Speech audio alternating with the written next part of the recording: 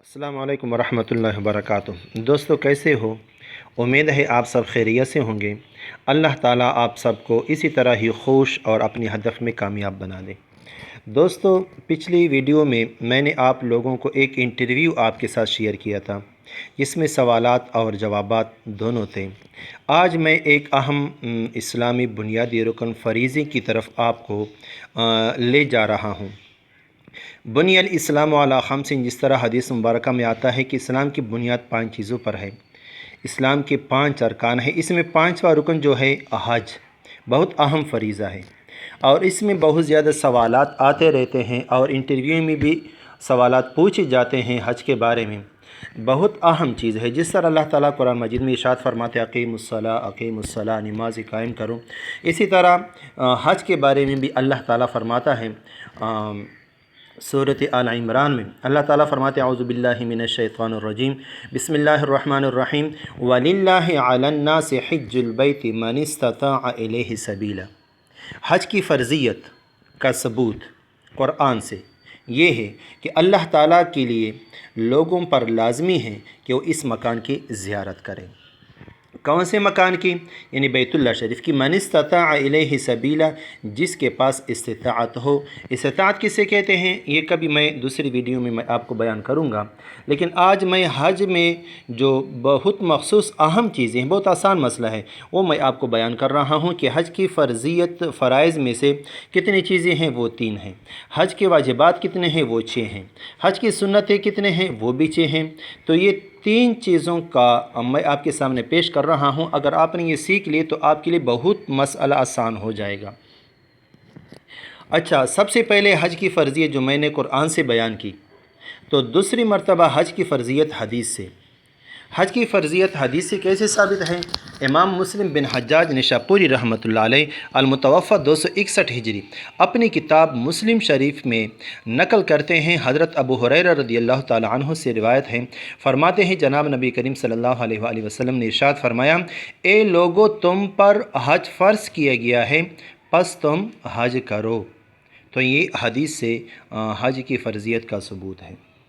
हज की फ़र्ज़ियत का सबूत इजमा से भी मिलता है कि हुज़ूर सल्लल्लाहु अलैहि वसल्लम के दौर से लेकर आज तक लोग हज करते रहते हैं। तो ये भी हज से फ़र्ज़ियत का एक सबूत है। सबसे पहले हम शुरू करते हैं हज के फ़राइज़। हज के फ़राइज़ का मतलब क्या है? इसका मतलब ये है कि आज हज के फ़राइज़ में अगर एक फ़र्ज़ भी आपसे छूट गई तो आपका हज नहीं हुआ, आप अगले साल फिर हज करेंगे। कितने फ़राइज़ हैं? 3 फ़राइज़। सबसे पहला फ़र्ज़ एहराम बांधना, दूसरा फ़र्ज़ वक़ूफ़ अराफ़ात और तीसरा फ़र्ज़ तवाफ़ ज़ियारत। सबसे पहला फ़र्ज़ एहराम, इसके साथ नियत भी करना, तलबीह का विर्द भी करना, ये ज़रूरी है।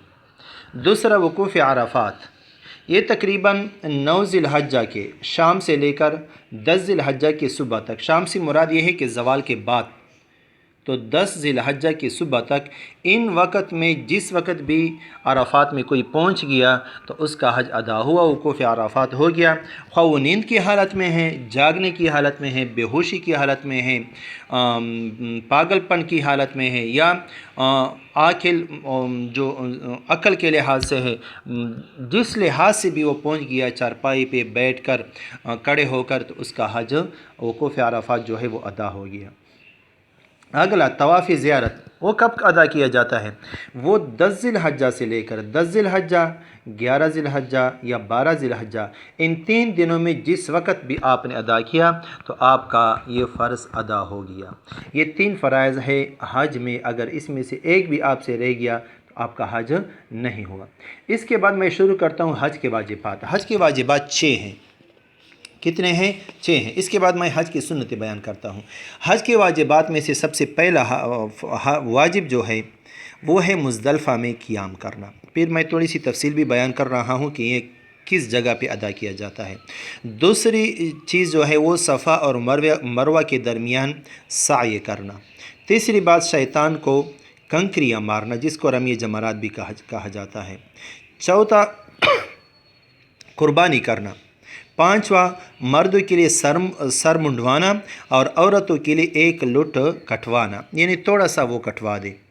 اچھا، چھٹے نمبر پر طواف وداع، یہ بھی واجب ہے، اور یہ بھی یاد رکھنا کہ ان واجبات میں سے اگر کوئی واجب بھی آپ سے رہ گیا تو آپ کا حج ادا ہو گیا، لیکن اس کے بدلے میں آپ پر دم دینا لازمی ہوگا، یعنی قربانی آپ ایک کریں گے اس واجبات کی چھوٹ جانے پر۔ مزدلفہ میں قیام کب کیا جاتا ہے؟ 10 ذی الحجہ کی رات کو مزدلفہ میں قیام کرنا یہ واجب ہے۔ سمجھ آ گئی بات؟ سعی کسے کہتے ہیں؟ صفا اور مروہ دو جو پہلے حضرت حاجرہ علیہ السلام نے وہ صفا اور مروہ کے درمیان چکریں لگائی تھی 7، تو ان 7 چکروں کو سعی کہا جاتا ہے۔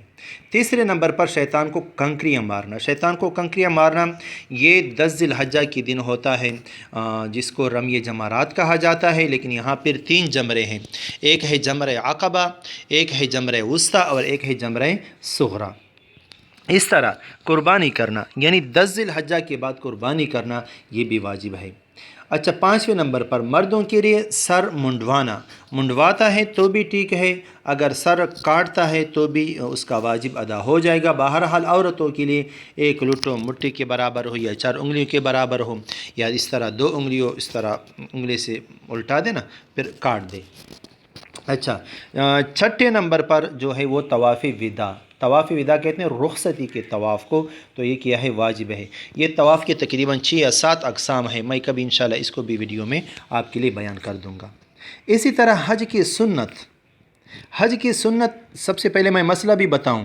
حج کی سنت کا مطلب یہ ہے کہ اگر سنتوں میں سے کوئی سنت بھی آپ سے رہ گیا حج میں تو آپ کا حج ادا ہو جائے گا، اور دم دینا یا قربانی دینا یا صدقہ دینا، قربانی یا دم، یہ بھی آپ پر واجب نہیں ہوتی بلکہ آپ کا حج ادا ہو گیا۔